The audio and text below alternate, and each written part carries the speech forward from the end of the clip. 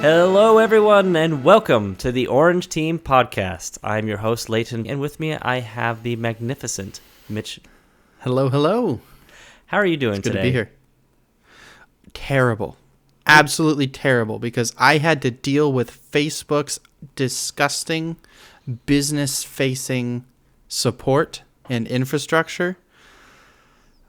I have nothing but bad things to say, and my mama always told me, if you can't say something nice, don't say anything at all. Well, I've already broken that rule, but I'll stop there before I go any further. Yeah, I've had my fair share of interactions with Facebook and subsidiaries, and yeah, it is not a pleasant time. Facebook has fallen far from grace in their interfacing. Maybe for those of you who maybe use it on the front end, it's probably works just fine, but on the back end, it is a glorious mess.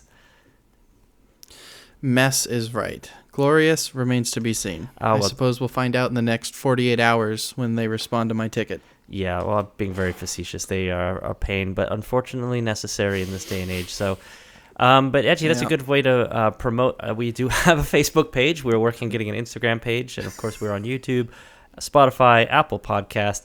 Definitely check us out on those. Tell your friends. So they're absolutely not responding positively to my ticket now. Yeah. Well, I don't think they care. We love to start off our podcast with a little segment. It's just called "What have you been enjoying lately?" I want to start this off asking you, Mitch, what have you been enjoying lately? Well, lately I've actually not been gaming maybe as much as I would normally do. Not really anything I'm watching. I have been working though. It's been a while since I've written much, but it sounds odd to say that as part of designing games, I've been writing, and frankly, I haven't even been writing, say, game design documents. I've been doing world building, because ultimately, I would like to create some narrative-heavy games, and I would like it if those games existed in kind of the same fantasy fiction universe I've been building for, I don't know, maybe over a decade now. So that involved setting up my own personal wiki that I'm hosting on my home lab setup so that I can create a knowledge base to keep everything straight and just have fun filling out new articles about different worlds or concepts or magic systems or characters or anything that comes to mind that I can refer back to when building games or writing stories or what have you. That's really awesome. That's really exciting. I know you've talked to me a little bit about this, and I'm sure it'll come up more in future conversations. So I'm excited to see where this world goes and the story, and we can't wait to share more of it with our audience as it develops further. Unless you want to drop any kind of little tidbits about it. Well, I know, I put you on the spot there. Well, this isn't exactly... I guess you could say this is sort of me trend chasing, but it's something that I genuinely enjoy. What if everything's connected? I know, Marvel did it, Brandon Sanderson's doing it, but I love that idea of the shared universe that grows more rich for every story told within it, but also that each story can sort of stand alone and stand on its own 2 feet. But for those in the know and those looking for it, you'll see those tips of the hat and those nods to other stories in the larger universe and the things going on. I'm very, very enamored with that idea. And so I will say that for the games that I make or the stories that I write, whatever creative content you see me putting out, if it's fiction, there are very likely to be links to other fiction that will only get more broad and complex as I create more things. And I think that's not something you should be, obviously other people have done things like this, but I think there's still lots of room for other people to come up with unique takes on that. And, it's not like it's copyrighted and no one else can do it. But it's, I like the idea of it kind of building, especially, and I like the idea that they're still standalone because, you don't want something to kind of be held back by stories of the past, but also can still add to something. So I think that's a good idea. Yeah. There's actually a quote from Jerry Holkins of Penny Arcade from the comic a couple of days ago that says, "We desperately need innovators, but we also need synthesizers to codify and retain innovations. It is what it is." And he was referring to kind of some of the controversies around Pal World and the idea that it may not be blazing a new trail, but simply retrotting old ground. And I think that I like the conclusion he came to. Like, innovation's needed in all fields, especially art. But there also needs to be sort of that shoring up of what has been discovered and what, the innovations past. And so, there's still plenty of opportunity for someone to do a interconnected universe of fiction. And most importantly, I think on all fronts, is that it'll be done in my voice. Brandon has his voice. The Marvel Universe has their voice. Now it's the chance to add my voice to the chorus. And I think it's something that we tend to struggle with, where we think that, we're just doing the same thing as someone else, and that we're not going to add anything original new. And I say that maybe from my perspective is like, I kind of have that feeling of like, everything's been done under the sun. But there is an element, like when you actually put it out there, you realize that like, no, this is actually my version and it's unique. And you'd be surprised how many people are looking for that. And even if you're like very influenced by someone, people are like, oh, sweet, more of that. I like that thing. And I'm glad someone else is doing it with a slight twist that still has the flavor that I like, but added a few extra flavors I didn't know I wanted. So yep. Kind of like a culinary chef, but with books and words and stories. I mean, that's why genres exist. That's why, people like to say, oh, that movie reminded me of a Quentin Tarantino film or whatever. Mm-hmm. It's all hearkening back to inspirations and kind of finding that what we like and trying to find more of it. Yeah, genres are meant to be broken. Yes. So. Bent over the knee and snapped in half. Ooh, got violent there. I've been playing Pal World. Yeah, they're still playing Pal World, huh? Mm-hmm. Well, it never gets old. Speaking of things being played, the thing that has been in my life recently is a game called Ultimate Chicken Horse. Have you heard of this game, Mitch? I thought you sneezed. Ultimate Chicken. Okay, go ahead. No, I have not heard of it.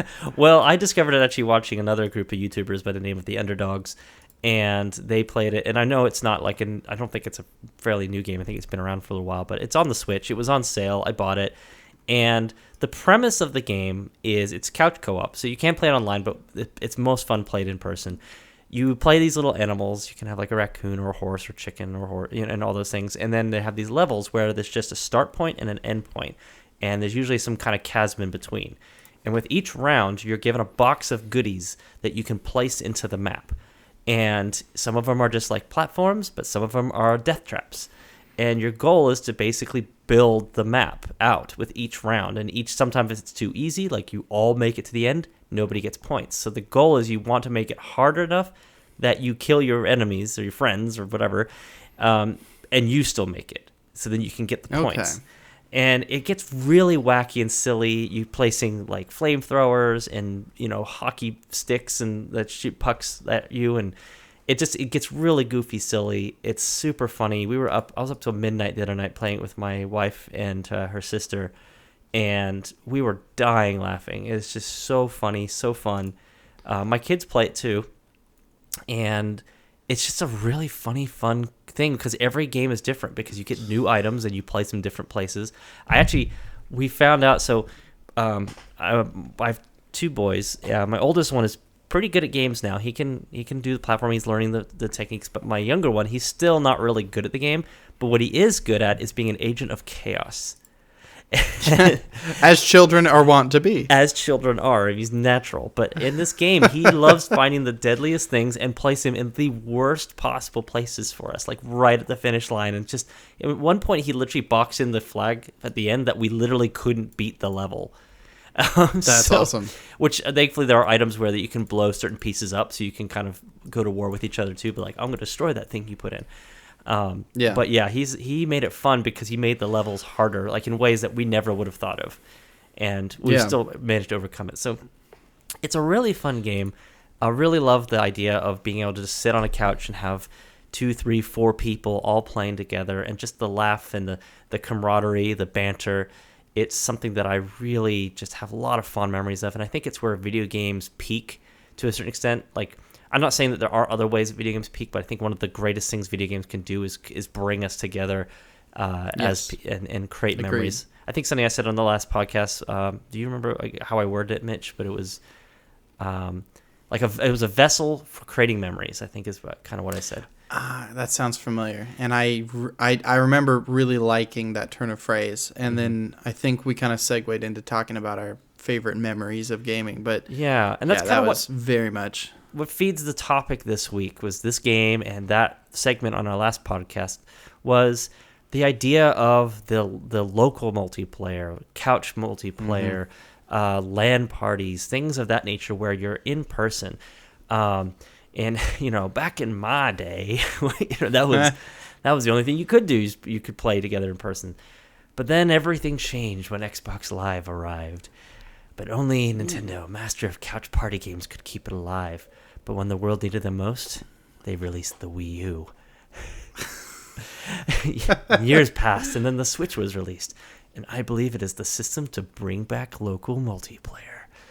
Well, for anyone who doesn't understand, that's an Avatar: The Last Airbender reference, and so I'm going to get away from the joking aside. Joking aside from that, it is. Well, hey, that was a good. Did Netflix pay you? Because they're doing that new Avatar series coming out February 22nd. Yeah. So totally, please sponsor us. We'll totally promote the heck Go of get it. that Netflix cash. Yeah, I'm on some of that. Give me the $5, something. So it's fun getting back into it now that I'm a dad and I have kids and a family and we can all play together. And I've found that I've varied in my time. Like, I started as a kid playing Nintendo games, and then I got older and got into PC gaming, and that's where a lot of our friendships were built. And then Xbox and things like that. But now that I'm a parent, I've kind of found myself going back almost to those days of like being a kid again, because I'm watching games through my kids' eyes. And the local multiplayer thing, I feel like it kind of disappeared for a little bit. Maybe not completely, but it definitely became something like I remember distinctly when Halo 5 was announced that it didn't have local multiplayer and how devastating that was. And other games removed local multiplayer, and it was like, oh, this sucks. It's all online. But recently, and maybe this is just in my bubble, so you have to tell me if you think this is true, I've seen an increase in games that are basically focused around playing together in person. So a few games that come to mind are Overcooked, Boomerang Fu, Heave Ho, Ultimate Chicken Horse, Gang Beasts, and even one I like to play too, Jackbox, which you can play kind of remotely, but it's kind of really a local game. They're all kind of indie games, and I feel like indies are the ones keeping it alive. Nintendo still has some local multiplayers like Mario Kart, Mario Party, Smash Brothers, things like that. But even one of their biggest games, Splatoon, doesn't have local multiplayer. That's a huge multiplayer game, and I wish that had local, because that would be super fun. Like Splatoon is Nintendo's concession to the competitive the competitive players of the world. Nintendo doesn't historically do intensely competitive games, and even Splatoon is still a very kind of whimsical, not super intense, but it is the closest they've come to building like a 4v4 competitive multiplayer experience. And so as a result, local multiplayer kind of fell by the wayside. Go ahead. No, I was gonna say, like, just a side note, in our last podcast we talked about getting into competitive and how it kind of makes things more stressful. Splatoon was the game that taught me to not get into competitive, because I got into the competitive scene of Splatoon 1 back when it was on the Wii U. I got hyper into that, and it was so frustrating. So, I wish there was more local so we could just have fun with the game. But yeah, I'm glad you did mention... I was just going to say, I'm glad you mentioned Mario Party and Mario Kart, because those get a lot of playtime at my house. Yeah, same. Mainly Mario Party. But. Yeah, Mario Party's starting to get some playtime at my house. Mario Kart mostly just because it's a lot more kid-friendly because of all the accessibility features they've added in the latest one. But I think the point with all this is, I mean, it's not even just like an indie versus mainstream too, though we could talk about that. I guess I'm just think it's interesting that there is like a demand for it, and the indies are rising up. And I see streamers playing these games. I mean, half these games I mentioned, I learned because I watched other YouTubers playing them with their friends, and it made it look fun. Do you feel like local multiplayer is making a comeback? Do you think it still has a place in today's world of online? So much hyper competitive. I mean, most of the games that are super popular are all online. So is there a place for local multiplayer anymore? Yes. But I would say that the place is a lot smaller than it should be, and I would like to help it grow. Okay. I think the main thing that will help it grow is not just providing the opportunity, but incentivizing the opportunity. And that a lot of game development and design is about incentivization. Is that a word? It's about incentivizing things. Mm-hmm. See, I'm a game developer. I don't know words. I said I was a writer too, but writing is subjective. Hey, Dr. Seuss made up words, so. Yeah, right. Oh, the wonderful places will go in my games. Those are all real words. Yeah. Well, anyway, but you've got to incentivize your players to kind of play the game and interact with the game the way you want. One classic example of this, which I genuinely cannot recall if we ever spoke about this or if it was just something I'd written down in the notes at one point as something I wanted to talk about, is the rest system from World of Warcraft. Have we talked about this on the podcast? I don't think we have, and you're going to have to fill me in because I did not play much World of Warcraft. Okay. And maybe for the listeners, too, at home who may not understand it, fill them in a little bit about it. Yeah, so World of Warcraft is a massively multiplayer online role-playing game. So it is a big shared universe that never goes to sleep, that players can log into at any time, and they are but one player in a vast world. And there's, two opposing sides. There's the Horde and the Alliance, and the players get to pick a side, and then they make their character, and they go questing around the world, and they can get involved in the war between the two sides or whatever. Very good game. Obviously, it's been around 20 years at this point, and it's still kicking. But the main point I want to make is about what they call their rest system. So when you're playing the game, you get experience points for doing things. Specifically, let's say you're out in the countryside and you're fighting a wolf. When you kill the wolf, you get a certain amount of experience. If you log out of the game, the longer you're logged out, your character accumulates something called rested experience. So when you do come back to the game, you'll see this little blue bar, and it essentially operates like bonus experience. They're rewarding you. Hey, you were healthy. You did not just play this game for the past 24 hours because you took the time to stop and go to sleep and maybe, come back to it the next day or whatever. You're going to get some bonus experience, some rested experience. The longer you're logged out, the more rested experience you get up to a point. There's a threshold. So, that's a cool system. It kind of rewards players for not abusing themselves in their sleep schedule and everything else. Hey, log out. Take some time for yourself. The game will still be here. It incentivizes players to log out, which is an interesting and bold mechanic, right? Well, here's the dirty little secret. That mechanic came about as the result of, I think, pressure from, I want to say China, but I may be wrong on that point. It may simply have been sort of a general pressure around, hey, people are really obsessed with this game, they're playing it too much, whatever. So they were going to build a system that made it so the longer you played, you saw diminishing returns on the experience gains from things like killing monsters or completing quests. But for the players, from their perspective, if they logged in and got a certain amount of experience and then got less and less and less and less the longer they played, that felt like a punishment. So what they opted to do was to make the smallest multiplier of experience gain the default. And then when you log out, you get a reward. You're getting bonus experience for being logged out. So they flipped the script on how you view this mechanic. It is no longer a punishment or something that gets worse and until it gets so bad you just like, okay, there's no point in playing, I need to log out. It's something that is a reward and then settles back down to the baseline after you've played for a while. That change in the approach and in the way they talk about it and the way the player perceives it was everything.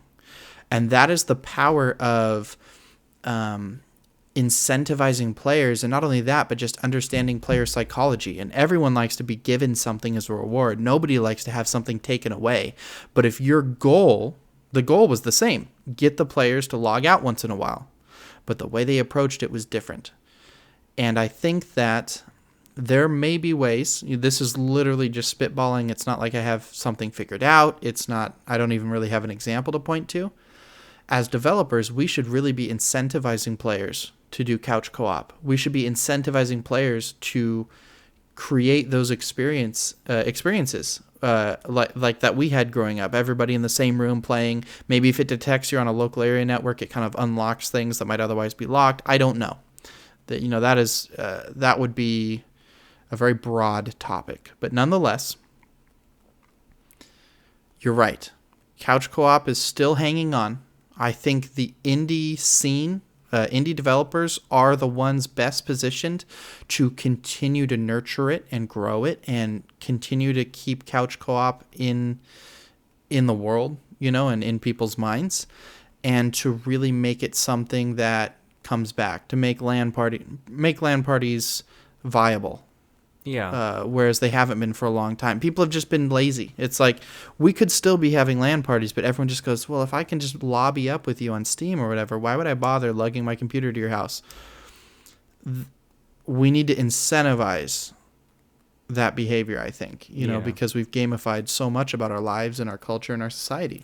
Yeah, well, we've made it, there's been a lot of things to make it easier to play online with added voice chat and lobbies and I don't know, Discord and things like that have just allowed people to more easily connect virtually. And then I don't want to disparage those things. I'm glad those things are here. It's the reason we're able to do this podcast. Yes. And we do, obviously, because we live in different parts of the country, that's the only way we can play. So it's cool that we can still play games online. However, when we were in person, it was so much fun. Like, some of our best memories are still playing local multiplayer, playing Halo, whether it be Halo 3, at different friends' houses. We used to bring gaming laptops and play like Counter-Strike and LAN parties as well. We did you had like a zombie mode you created, which was just like, I remember it's still one of my favorite things in Counter-Strike Source, where you just created your own little zombie mode, and we played that together. Killing Floor, I don't know, just different games. And those, while we could play them online, we tend to play them together. Now, some of that changed probably because as you become an adult, right, it gets a lot harder to meet up with friends. We all had lives, and that definitely made things difficult. But I think it's still important that developers have that, and I think even more so now that I've gotten older, realize just how important it is for the family. Like, I think for people who want to have that experience with their kids, having that be a function in your game really just makes the game more valuable, and memories that those kids are going to have are going to stick with them, and those are the games they're going to remember when they get older. So in a way, it's a great way to connect with, for families to grow together, but also for game developers to be that game that the kids remember when they get older and maybe are inspired by it and make new games. Or maybe if that game makes a sequel, they're going to keep buying that game because they remember it as a kid. That's what it was like for me with Smash Brothers and Mario Kart. Those games were part of my childhood, and of course I have an affinity for them, and clearly a lot of other people do, because boy, does Mario Kart sell. and it doesn't stop. It doesn't, and I'm just glad if Nintendo ever took out local multiplayer, it'd be like a crime against humanity. The game wouldn't be half as successful. Yeah, so I'm glad to hear your perspective on that, and I think, it is kind of something that a lot of people totally want, but I also understand why game developers aren't in some cases, because it is extra resources to make. It is, in certain games it just doesn't work, but it is sad that there are games that flat out should and could have it that just don't, because of either lazy development or there's just they're not seeing a demand for it. And I think that part of the reason there's no demand for it is because they're just not doing it. Like, how are people supposed to, you know? So, Right. anyway, but, I think, yeah, like you mentioned Discord, you mentioned some of these technologies that have grown up to facilitate connection across distance, right, over the internet. They were always meant to be a supplement, to be an option. They were never meant, I think, to be the primary solution. Because human experience is face to face, right? That's it. That's you to be getting together and talking. We do so much less of that now. Now, granted, we're in a position where we are separated by a vast physical distance. We can't drive down the street and talk to one another or meet up at the pub or anything like that. We have to do Discord and online gaming and stuff, and that's great that that option exists. But I think for people who are still perhaps around their friend groups and whatnot, there can be sort of a reliance on technology to fill a void that's meant to be filled in person. And I think that we're seeing that sort of apathy towards gathering together and spending time together face to face extending into the gaming arena. And the funny thing is, computers have changed and evolved so much since the 90s, but really they haven't changed much at all. If we still lived in the same town, we could take our computers right now, the way that they are, without any modification, carry them to one another's houses, set up a router, and we could play StarCraft 2. Or we could play Warcraft, or we could even play Pal World. Even though we're playing a game that ultimately requires us to lobby up on the internet, we could still be playing that game in the same room. Why don't people do it anymore? I think it's apathy. It's sort of that, well, they don't see the value. Yeah. And that is much broader. That is a much broader topic than just gaming or game design or anything.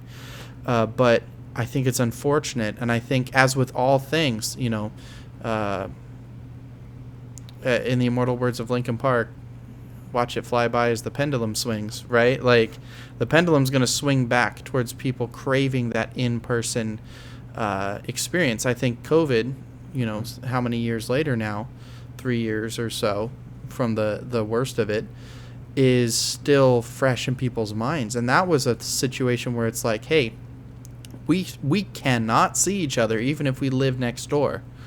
That was rough. And so now it's in this weird way, it's like we've come out of COVID, but I think people are still carrying a lot of the baggage of it. Like, because that forced, for a year or 2 years, people were really corralled inside. And they had to unlearn old habits and relearn new habits. And I think, to some degree, they may still be carrying that change around with them.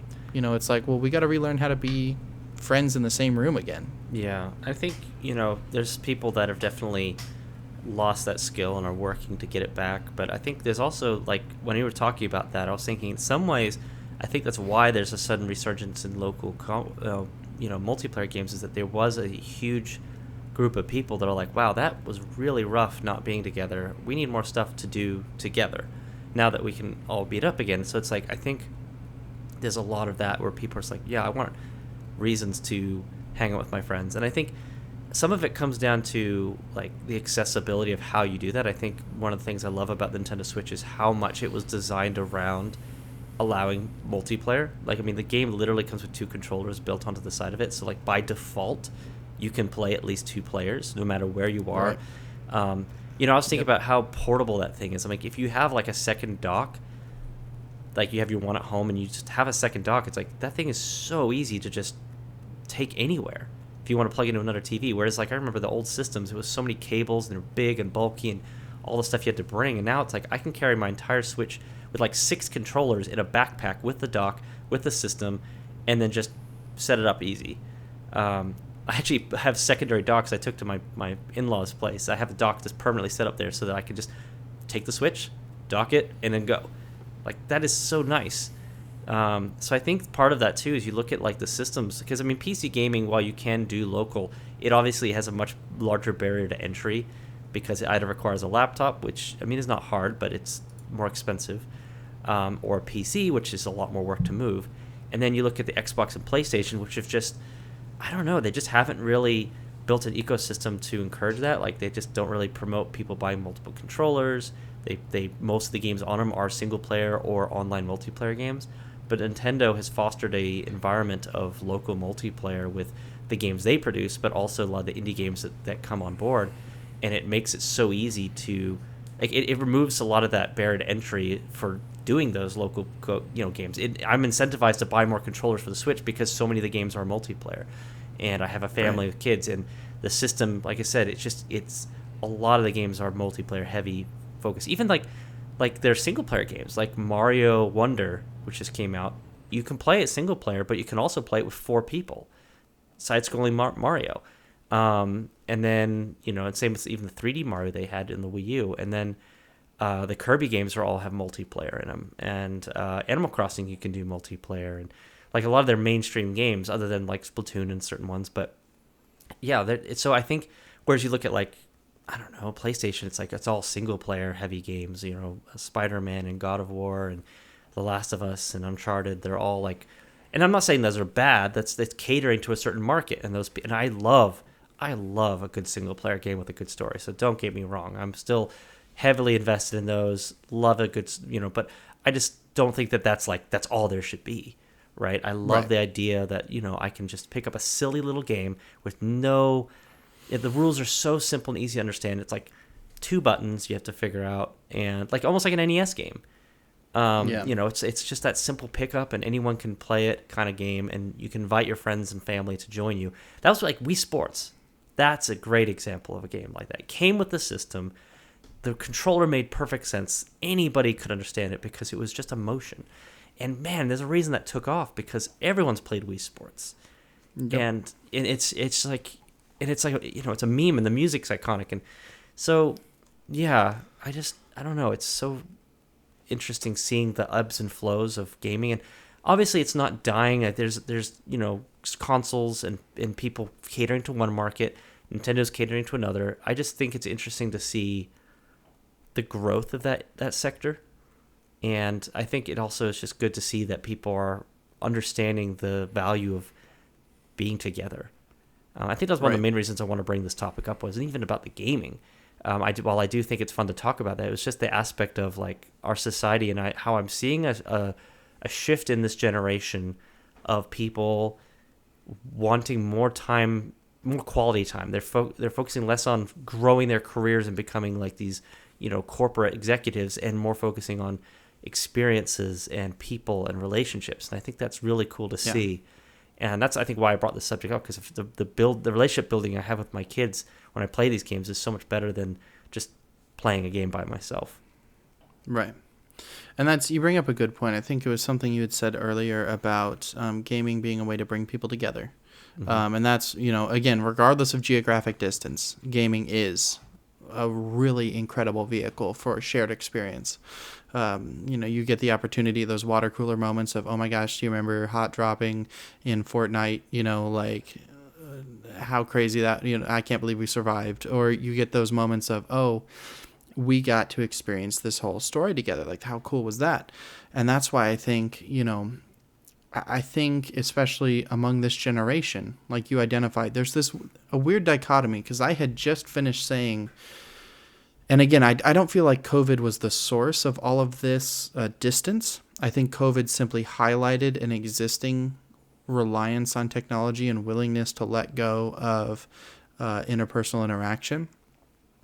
But there is that interesting, like, I think, dichotomy, because I think that that's true, but you're also correct that this generation is also very highly values experiences and moments, and just situations that require you guys to be together to Mm-hmm. experience and really enjoy. And so, as with all things, maybe it's a little bit of column A and a little bit of column B, but to bring it back to gaming and game development, I think, indie developers are really in a unique position to capitalize on these broader movements of, hey, people are really looking for these experiences. They really want to be couch co-op gaming again. They really want, I think it's sort of, LAN parties only died out because maybe the current generation has never experienced one. Maybe they've grown up in a world when it was already beyond LAN parties. Well, they're going to learn today, Yeah, no, I mean, that's a good point, because we, as I said in the beginning, was like, we didn't really have a choice. Gaming was in person. If you wanted to play with other friends, they had a system with 4 controller ports and 4 controllers. You could play with 4 people, or like we did with Halo, you connect Xboxes together and we had 16 people. But but then it was such a fun experience in person. But yeah, nowadays people are just, it's like, yeah, by default, I mean, all these, and a lot of the people they watch online, they're all playing online, with other people. So it's kind of almost like the example set for them is you play with other people online with a headset and Discord. And, for them, it's like, oh, man, to play in person. I mean, not that people don't do it. Linus Tech Tips did LT. No, it wasn't LTX. It was, they have the Whale LAN, I think is what it is. Well, no, there's that, but he just had a LAN party at his house not too long ago. Oh, I and saw it was that all too. company people. Yeah. The WAN show they did from upstairs, and like people that were just coming in and out, like, hey, we need more cables, or hey, we're missing this, and he'd go down and help them. I'm like, that. I loved that. I loved the vibe and the atmosphere of all of that. And I mean, it was a fun opportunity to show off the networking of the house and the video, but I think it was kind of cool that they're promoting that. I mean, they've got people, everyone from like hardcore gamers that got like all the RGB like on every the whole computer just glows RGB, to the people bringing their iMacs to play games because they want to play League of Legends on an iMac. I mean, they had all varieties of people there, and I think that's cool that people did that. And obviously, it's encouraged in that company because of the nature of that company. But it'd be cool to see more opportunities for that. Yeah, I can't wait to get to the point in my career where I can justify a company LAN party as a business expense, and even potentially like record a video, like turn a profit on it. I know, isn't that what a life? What a world! I know. My gosh. But hey, he proved it's achievable. Just got to dream and work hard. So, but, and that's something that, granted, Theme Dreams is still rather nascent, but something I've emphasized to the people I've been working with to different degrees is we got to be gaming together. We can't be a gaming company if we're not gaming together. And fortunately, thus far, I'm working with all my friends. And so it has not only been an excellent excuse to start gaming regularly again, whereas we might have kind of been drifting apart otherwise, but now there's that added bonus of, hey, when we're playing this, engage your brain. Try to figure out why they did what they did with the user interface, or with how are they spawning in these NPCs or whatever. It's like market research as much as it is just having a good time. And that, I don't know, it's an exciting place to be, gaming with friends again, in a productive manner, and feeling like, hey, every minute we're playing this, we're learning something. Yeah. And that makes it valuable. It is interesting going back to play games in a more objective sense too. Like, I mean, obviously not always, we're still having fun together, but looking at games in a different light of like, oh, that's what they did, and more of an appreciation almost for what they accomplished with some of these games, whether it be the networking or the matchmaking or just the graphics and how everything synchronizes, or just, I don't know, just it's fun kind of, and it makes you understand games and game developers more and understand the pros and cons. It just, it's I think it's a healthy thing for people to have, because we do, I mean, yes, there are some games that just there really is no excuse, and a lot of times it's bad executives, sometimes it's bad game developers, but most of the time it's just bad deadlines. But you still understand like the challenge it is to make a game, especially nowadays, that has to compete in this market. Though I think it just depends on your attitude going in. If you're trying to compete with AAAs, then you've got your work cut out for you. But if you just want to make a fun, silly little indie game that's just a fun little couch co-op, or just a little like, I don't know, it's an easy, like, I don't know, what do you call the term for it? I don't want to say a sleeper game, but kind of like a game where it kind of, you interact with it, but it kind of plays itself at the same time.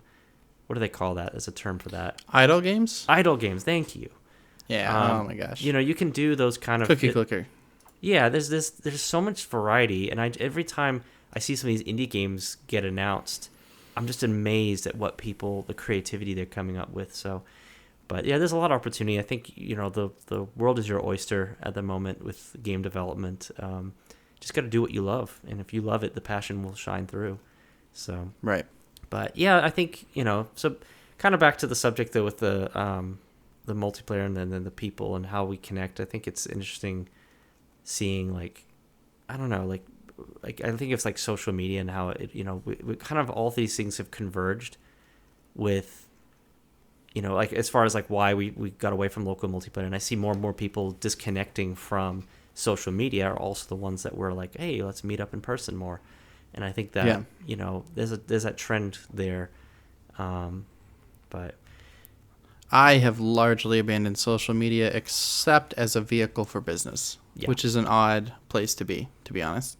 It is weird going back to it as a business tool, trying to understand the meta and understand what's going on. I mean, not just the meta, but like literally meta as a company. So, it's tough. Trying to market yourself, but it's. I found myself, even though I have some of the apps on my phone, and I have them for business reasons, but I found myself getting sucked back in a little bit sometimes, especially on Instagram with all the funny reels that get sent to me with some of my friends and family. So I have to doing be the doom careful scrolling. A little bit of doom scrolling, not gonna lie. I mean, there's some creative stuff out there, but boy, it's never-ending feed, and you can spend a lot of time on there. So yeah, it's a dark place to get trapped, especially when the algorithm thinks you like something that you don't. Yeah, and you're like, well, how do I tell it? Because if you start going, hey, don't recommend this video, it's like, well, I might like something about that. Like it might have been a gaming related video, it might have been this, it might have been that, but it's like, well, I just really don't want to see that.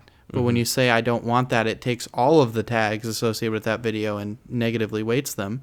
All of a sudden you're not seeing as much gaming content. It's like, well, dang it. Like, yeah, I feel like the algorithm is a fickle mistress. It kind of creates bubbles for us by accident, because it doesn't allow us to, unless we kind of break out of that bubble on purpose and seek out new things. A lot of times it feeds us whatever is based on what we already seen, so we never really expand our viewpoint. And so I think it's something that's healthy to do, is to actually, and again, like some of that is just, if you have friends in real life, it's easier to expand your viewpoint because they will feed you content you never would have seen before, and you share stuff with each other. But again, like also touch grass sometimes too. It's good to get out and touch grass, unless man. the grass is all frozen, like in some places in the country right now. Oh my gosh.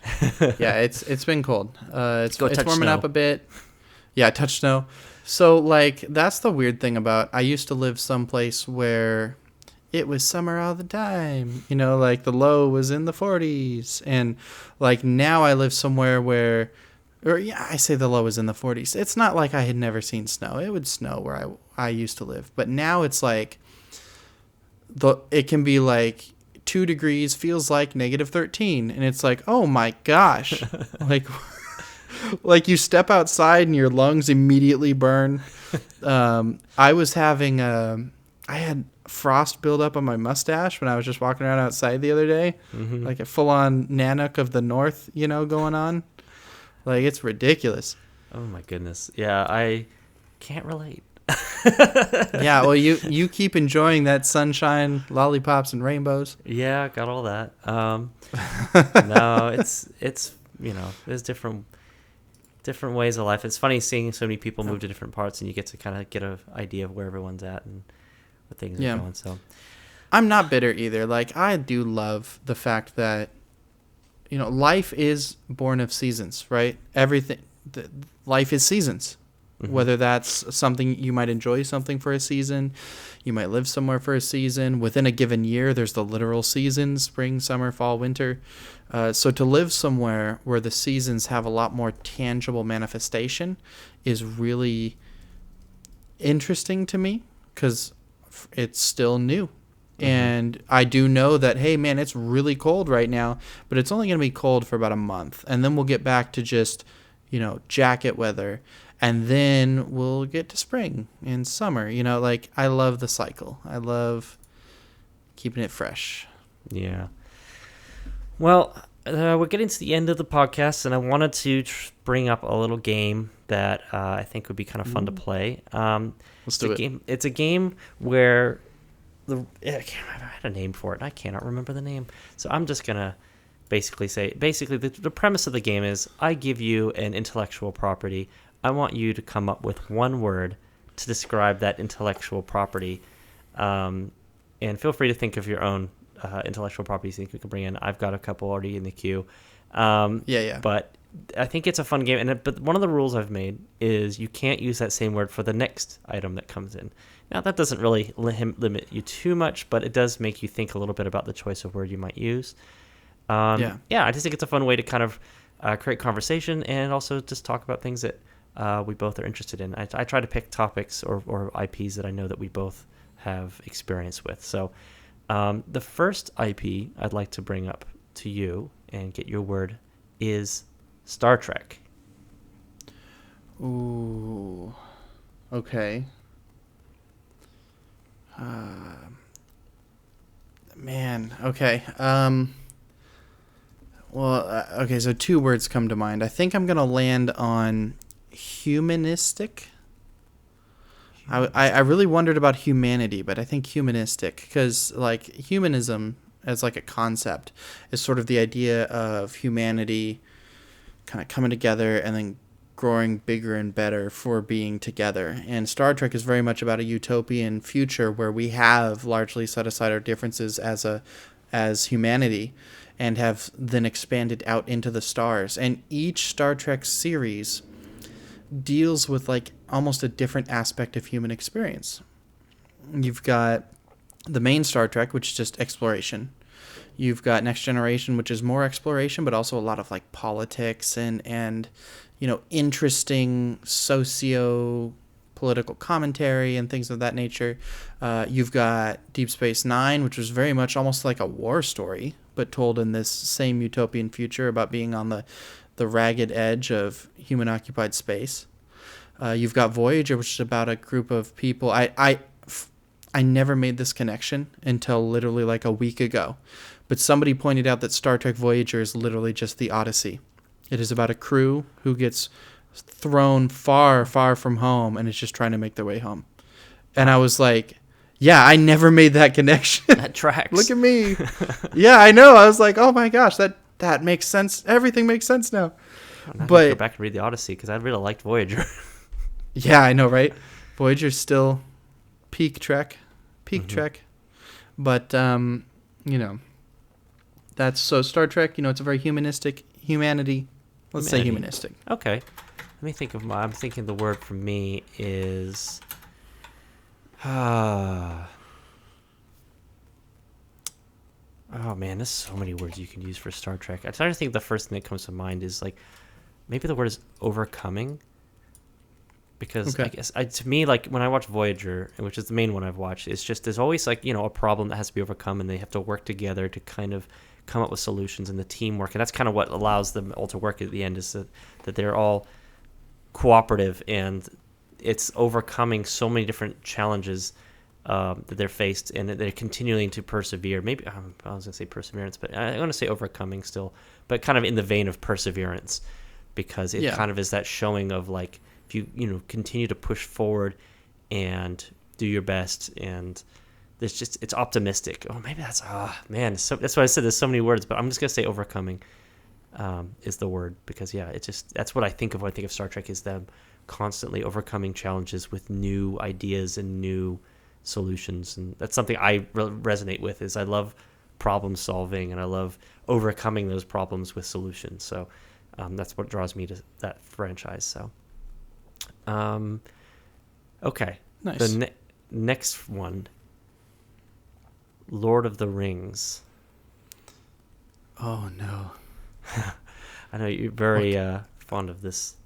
Very fond of Lord of the Rings, but what can I say about it in just one word, right? Like, I know. How do you summarize something like that? And that's why I think this is fun and interesting, because we saw like we have different words we can use, but to take one word that really resonates with you.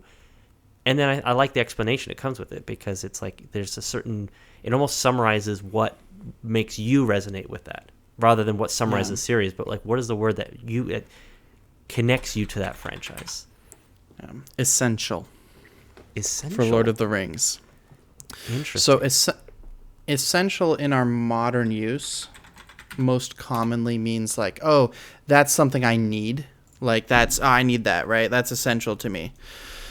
But essential can also mean sort of like the essence of something, or like, the being part of the nature of something, looking here at a dictionary definition.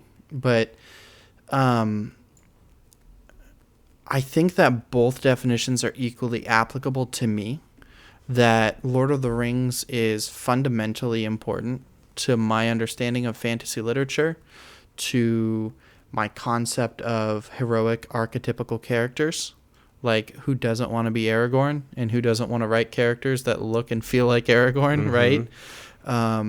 Just everything about Lord of the Rings kind of represents a very important part of my personal culture and lexicon, and everything that makes up my interests and desires as far as a creative person. Like, what kind of stories do I want to tell, or what kind of worlds do I want to create, or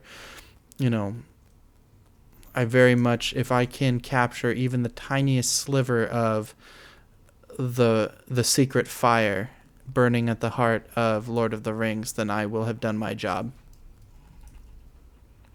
I mean, I totally get that. I mean, it's a series that so many writers take. I mean, it's kind of the pinnacle series I think everyone aspires to reach. I mean, when someone compares you to Lord of the Rings, it's a high praise, and it's something I think why we talk about Brandon Sanderson. I always tell people it's like as close to Lord of the Rings as you can get, in my opinion, because he's the level of writing that he brings to it. But it is, for me, the word I think is going to be like pioneering. I think at the at the time when he was writing this, there were other fantasy type novels, but I feel like this pioneered the style and the depth of the world. I mean, and J.R.R. Tolkien was someone who I read his which one's the one after his autobiography, his biography?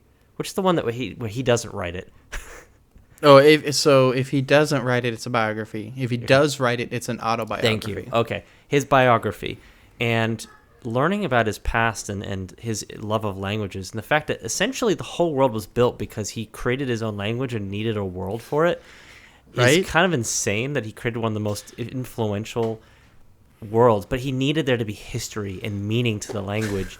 So he created an entire race of people, entire world, entire backstory, so that the words all had like a meaning and a purpose, substance, and weight. Weight to them, because like, oh, this word was there because, and it's used but with this context because of these people and their culture and the meaning behind it. It's like, holy moly, who does that? Like, yeah. So Lord of the Rings is the literary equivalent of somebody like who's really into electrical engineering. And you go over to their house and they're like, hey, guess what? I built a radio. And you're like, holy cow, dude, you built a radio out of parts from Ace Hardware and, Lowe's? That's insane. That's an incredible amount of work. And that's a testament to your competence and skill. And he goes, yeah, I really like this radio. Now I need to build a car for it. And it's like, oh, okay. Clearly, yes, you need to build a car to put the radio in, because building the radio in and of itself was not enough of an accomplishment. And you know what? Tolkien built a really good car for being a guy who built a really good radio. It's true. I was going to say an even better example might be he built the radio. It's like, I'm going to build a country to listen to my radio. That's fair. I'm literally going to make a whole nation and fill it with radios so that people can listen to this. So like, wait, what? Like, I've created the. It's like, what? Oh my gosh, yeah. It's wild. I mean, you got the Hobbit, Lord of the Rings, Silmarillion, and all those. It's so much lore, so much, and everything is so derivative of that. And I think that's pretty special. That's like the ultimate flex. Talk to any fantasy author. Like, well, did you invent your own language? Well, did you invent your own creation myth, which occupies an entire novel's worth of content unto itself? Well, do you have like 5 other novels worth of content of just cut content and unfinished stories and notes and appendices? Yeah, I thought not. You know what I mean? It's the ultimate Ultimate flex. Ultimate flex. Well, I don't have another one, but I don't know if you have one, Mitch, that you kind of... Okay, I've got one. You ready? Yes, I'm ready. Scrubs. Scrubs. Okay. For those who don't know, Scrubs is a... what do we call it? Not a sitcom. It's a TV show. It's a TV show. It was a comedy. Yeah, but it was a dramedy. Yeah, about different people that work Doctors in the hospital and like for all the way from like starting out to like basically being like high level, medical professionals in their field. And wow, that was a fun show. Mitch and I have a lot of memories with that show.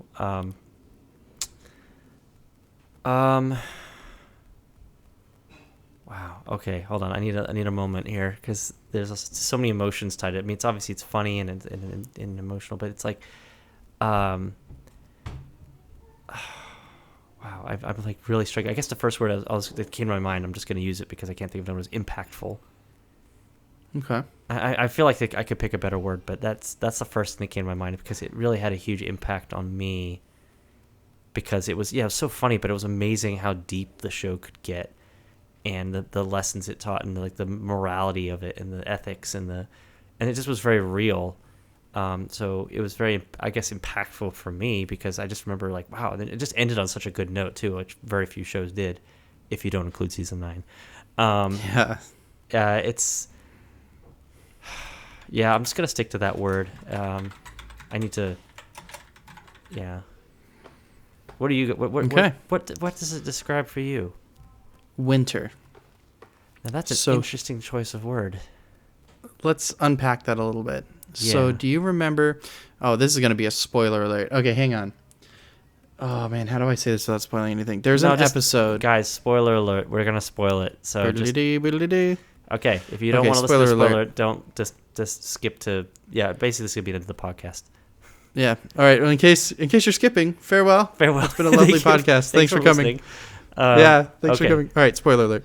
So when Dr. Cox had his friend visit, and you all throughout the episode, like he's there with his friend, but Dr. Cox does his usual things where he gets super gloomy and grumpy and everything, and then at the end, him and JD are walking through the park.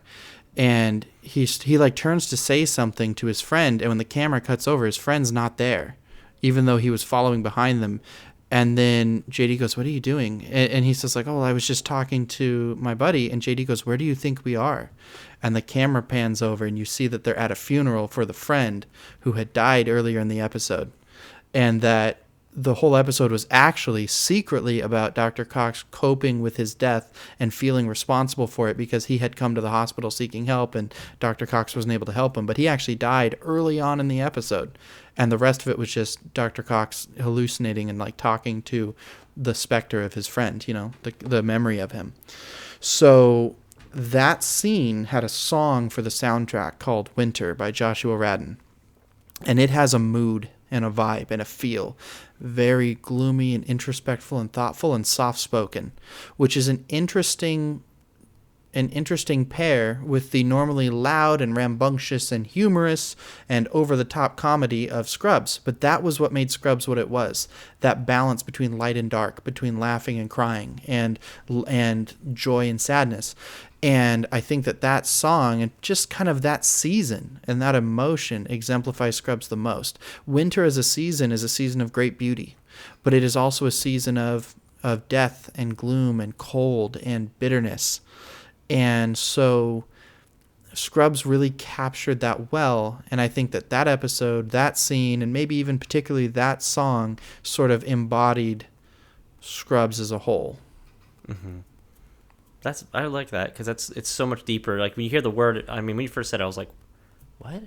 Like that's not a word I think of, but yeah, with that context, it makes a lot more sense. And it kind of, again, like I think we both got a lot out of that show because it definitely it taught us a lot about humanity and I don't know, I mean, we were young when we watched it, but I always resonated with JD. I've always felt I used him as my doppelganger. I think I dressed up as him for one Halloween. So spitting image. Honestly, like it worked really well. But anyway, well, as long as I can be your Turk. Yes. No, good times. Well, I think Yeah. that's going to wrap it up for us. We've hit the hour mark. And Mitch, this has been a lot of fun. I really enjoy these. I hope you enjoyed it as well. As always, it has been a genuine pleasure. Yes, I look forward to these every week. So to everyone who has watched or listened, thank you so much for staying with us to the end. It's a pleasure. We're so grateful for those who listen to us just talk about random stuff, mostly games, but trust me, we have some other topics coming up, so hang in there. But if you like the podcast, please consider liking, subscribing, following whichever platform you're listening to on. We're on YouTube, we're on Spotify, Apple Podcast, and we're hoping to get as Mitch explained, get our Facebook and social media side set up. But it's not on us. It's we're fighting with them. So I just got an email back during the podcast that says your account has been reinstated. So fingers crossed. All right. Well, hopefully by the time that you listen to this, we'll have fully functional, social media. So stay tuned for that. Anyway, thank you again, and have a wonderful rest of your day. See you next time. See ya. Bye.